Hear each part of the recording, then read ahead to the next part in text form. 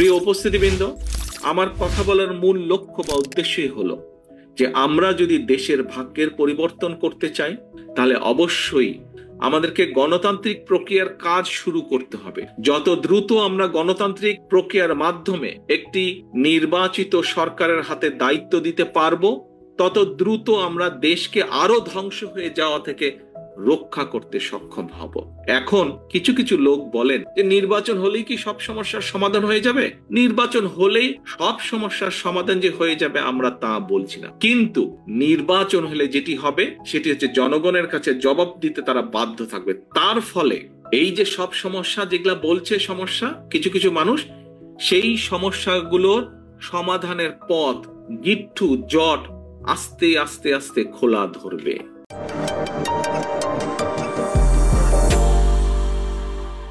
প্রিয় সহকর্মীবৃন্দ, সম্মানিত উপস্থিতিবৃন্দ, বহু মানুষ জীবন দিয়েছে এই ভোটের অধিকার প্রতিষ্ঠার জন্য। বহু মানুষ পঙ্গুত্ব বরণ করেছে, অন্ধ হয়েছে এই ভোটের অধিকার প্রতিষ্ঠার জন্য। লক্ষ লক্ষ মানুষ গত 15 বছরে বাংলাদেশে বিভিন্নভাবে নির্যাতিত হয়েছে।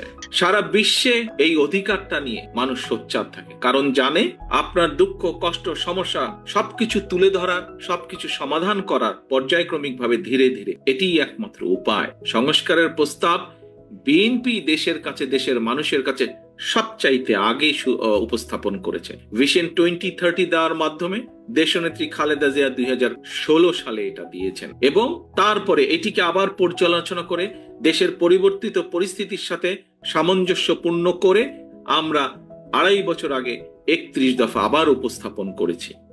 প্রিয় উপস্থিতিবৃন্দ, এই যে যারা সংস্কার বলছেন তাদের কাছে আমরা বলতে চাই, সংস্কারের প্রস্তাবগুলোকে যদি বাস্তবায়ন করতে হয় তাহলেও সবচাইতে আগে নির্বাচনই প্রয়োজন। নির্বাচনের মাধ্যমেই যাদেরকে জনগণ দায়িত্ব দেবে সংস্কারের কাজ তারাই শুরু করতে পারবে, তাদেরকেই শুরু করতেই হবে।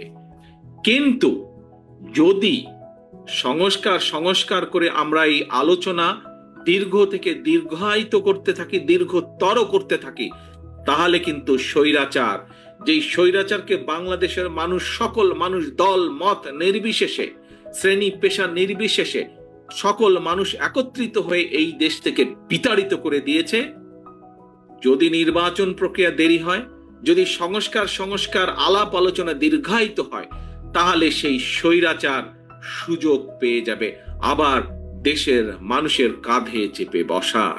মাত্র 30% টাকায় জমির মালিক হয়ে নতুন বাংলাদেশের গড়ে তোলার স্বপ্ন দেখা বাংলা বসতি।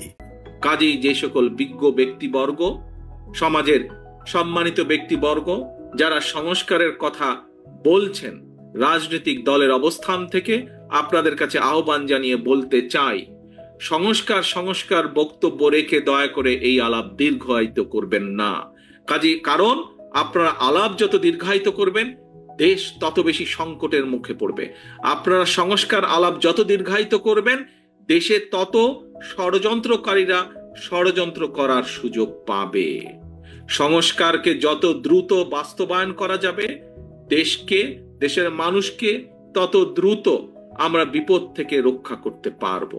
কাজে আসুন, এই সংস্কারকে বাস্তবায়ন করতে হলে উপায় একটাই, যেই সংস্কার প্রস্তাব বিএনপি দিয়েছে, যেই সংস্কার প্রস্তাব অন্তর্বর্তীকালীন সরকারের কমিশনগুলো তৈরি করে দিয়েছে, যেটাই হোক না কেন, এই সংস্কারকে যদি বাস্তবায়ন করতে হয় নির্বাচন ছাড়া আর কোনো রাস্তা নাই।